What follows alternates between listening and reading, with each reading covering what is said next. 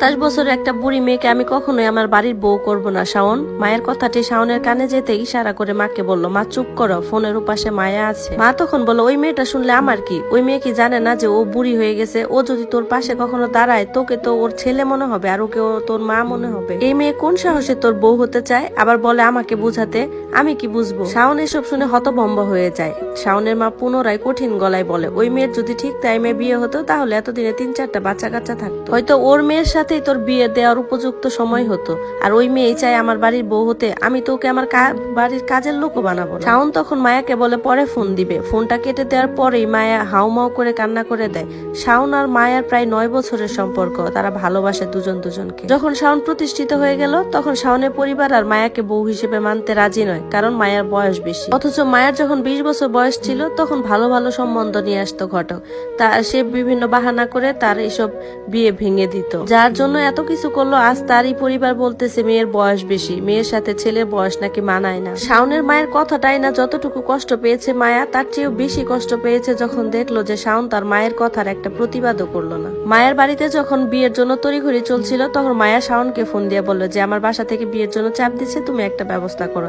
তখন শাওন বলছিল, তুমি আমার জন্য মাত্র 5টা বছর একটু অপেক্ষা করো, আমিও তোমাকে ছাড়া বাঁচতে পারবো না, তুমি শুধু আমার জন্য একটু অপেক্ষা করো, আমি পড়াশোনা শেষ করে প্রতিষ্ঠিত হয়েই তোমাকে বিয়ে করবো। শাওন সেদিন মায়ের কাছ থেকে সময় চেয়েছিল আর তার ভালোবাসার প্রমাণ স্বরূপ তাকে অপেক্ষা করতে বলে। আজ সেই শাওনের পরিবারের কাছে মায়াকে বুড়ি মনে হচ্ছে, তাদের সরকারি চাকরি করা ছেলের জন্য যুবতী বউ দরকার। মায়া এসব ভাবতে ভাবতে কান্না করে দেয় আর খুব ভেঙে পড়ে। এরপর একদিন তারা দেখা করার জন্য পার্কে যায়, সেখানে মায়া অপেক্ষা করছিল। একটু পর শাওন আসে।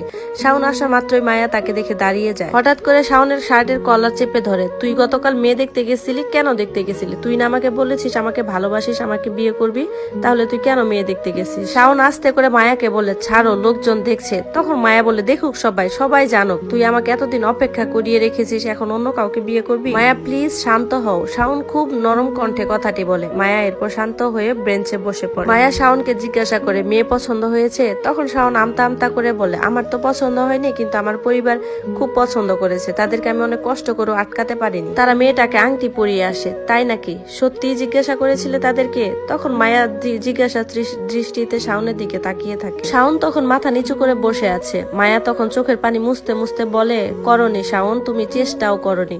যদি তুমি চেষ্টা করতে তাহলে এই কাজটা হতো না। তুমি মেয়েটাকে রিজেক্ট করতে পারতে, যেভাবে আমি শত শত পাত্র তোমার জন্য রিজেক্ট করেছিলাম। আমাকে কিছু বোঝাতে হবে না শাওন, আমিও বুঝে গেছি যে 28 বছরের তো শাওনের সাথে আমি এই 27 বছরের মেয়েটা বেমানান, আমাকে তোমার পাশে মানায় না। তোমার পাশে আমাকে তো বড্ড বেমানান দেখায়। মায়া, আমি তোমাকে সত্যি ভালোবাসি। শাওনের এই কথা শুনে মায়া হাসতে থাকে। এরপর বলে, আমাকে যদি সত্যিই ভালোবাসতে তাহলে যুবতী সুন্দরী মেয়ে দেখে গলে যেতে না, তার সাথে বিয়ে ঠিক করে আসতে না। শাওন বলল, তুমি আমাকে ভুল বুঝছো, আমি তো বাবা মাকে অনেক চেষ্টা করছি বোঝানোর জন্য, কিন্তু পারিনি। শাওনের এই কথায় মায়া একটা দীর্ঘশ্বাস ফেলে আর বলে, পুরুষের শূন্য পকেটে যে নারী পাশে থাকে সে কখনো বেইমানি করতে পারে না, আর শূন্য পকেটে পাশে থাকা নারীটিকে যে পুরুষ তার জীবন সঙ্গী বানায় সে পুরুষের জীবনে কখনো ভালোবাসার অভাব হয় না। বেকারত্বের দুহাই দিয়ে তুমি আমার কাছ থেকে 5টা বছর সময় নিয়েছিলা, দিলাম। এরপর আরো কিছুদিন সময় নিলা, সেটাও দিলাম। আর তোমার জন্য অপেক্ষা করতে করতে এখন আমার বয়স 27। আমাদের 9 বছরের সম্পর্ক। তোমার কাছে তো এই 9 বছরটা চোখে লাগেনি, কিন্তু আমার 27 বছর এটা চোখে লাগছে, তাই না?